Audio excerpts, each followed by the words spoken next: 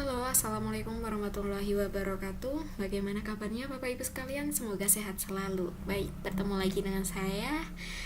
Baik, kali ini perkenalkan terlebih dahulu, nama saya Lulu Dwi Sudarmanisi. Saya merupakan peserta PPG tahun 2024 di Universitas Muhammadiyah Profesor Dr. Hamka. Baik, di sini saya akan menjelaskan bagaimana tentang belajar bersama berbeda cara dengan pembelajaran berdiferensiasi di kelas 3. Baik, mengapa sih belajar itu harus berbeda-beda? Nah, seperti ini, pernah nggak sih Bapak Ibu itu melihat taman bunga? Nah, setiap bunganya itu memiliki warna yang berbeda, bentuk yang berbeda, serta cara tumbuh yang berbeda-beda. Tapi semuanya itu akan tumbuh, berkembang, dan indah di tempatnya. Nah, begitu juga dengan siswa-siswa kita. Kali ini pembelajaran berdiferensiasi itu andaikan seperti merawat taman bunga. Kita akan memberikan nutrisi, air, serta sinar matahari yang tepat untuk setiap bunga agar bisa tumbuh dengan subur. Nah, dengan cara yang sama, kita juga perlu memberikan pembelajaran yang tepat untuk setiap siswa agar mereka bisa berkembang sesuai dengan potensi mereka. Baik, selanjutnya apa sih pembelajaran berdiferensiasi itu? Nah, pembelajaran berdiferensiasi itu seperti halnya ketika menjahit pakaian. Nah, setiap siswa itu memiliki ukuran yang berbeda-beda, bentuk badan serta seleranya pun juga berbeda-beda. Betul bukan Bapak Ibu sekalian? Nah, seorang penjahit akan membuatkan pakaian yang pas dan nyaman untuk setiap orang dengan menyesuaikan pola dan ukuran kainnya. Begitu pula dengan pembelajaran kita. Nah, setiap siswa itu juga memiliki cara yang belajar yang berbeda-beda. Kecepatan belajar serta minatnya pun juga berbeda-beda.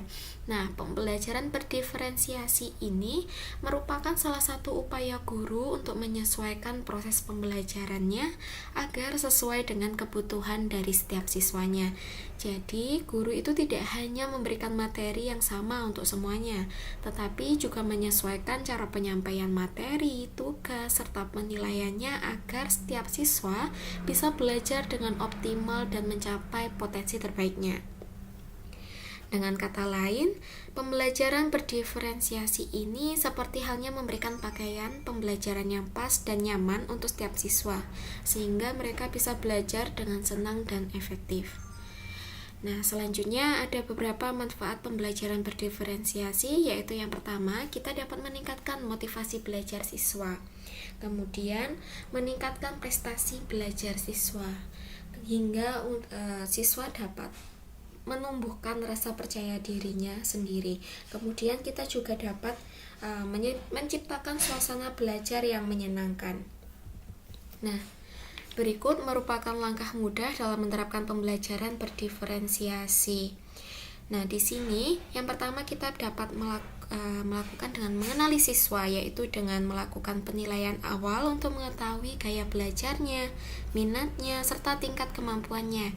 Kemudian kita dapat membuat rencana pembelajaran yang fleksibel, yaitu dengan menyediakan berbagai pilihan aktivitas dan sumber belajar, bisa melalui video ataupun permainan.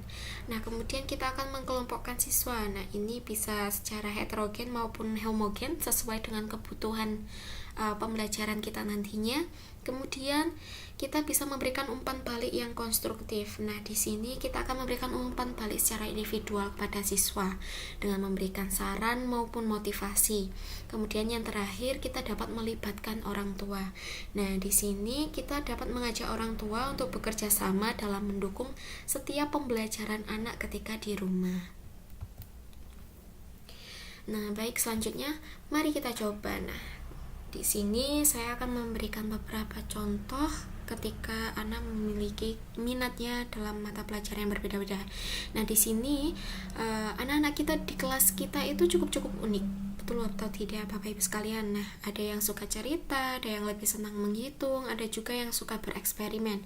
Nah, pembelajaran berdiferensiasi ini seperti memberikan menu makanan yang berbeda-beda untuk anak-anak. Misalnya, untuk pembelajaran matematika, kita bisa memberikan soal cerita yang gampang nih. yang gampang-gampang terlebih dahulu, soal-soal singkat. Baru kita akan mulai menaikkan levelnya dengan soal-soal yang lebih susah.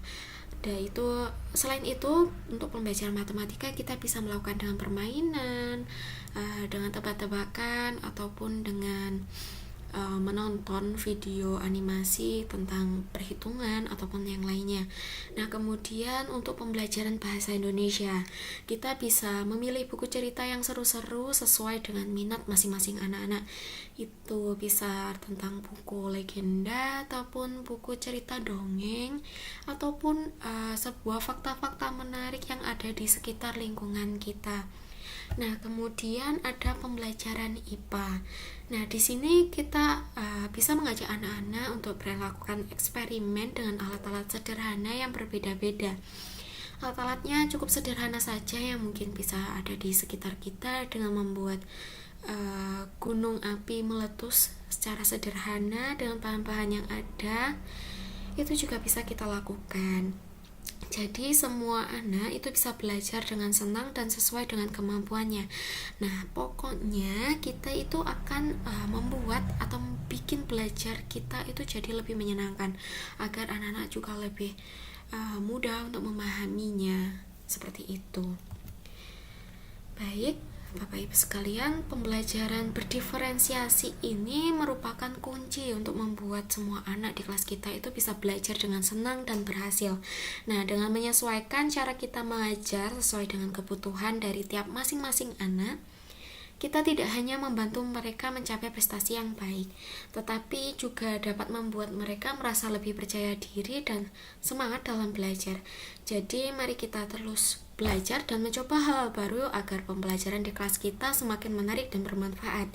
Dengan menerapkan pembelajaran berdiferensiasi ini, kita tidak hanya menjadi guru yang baik, tapi juga menjadi sahabat bagi siswa-siswa kita.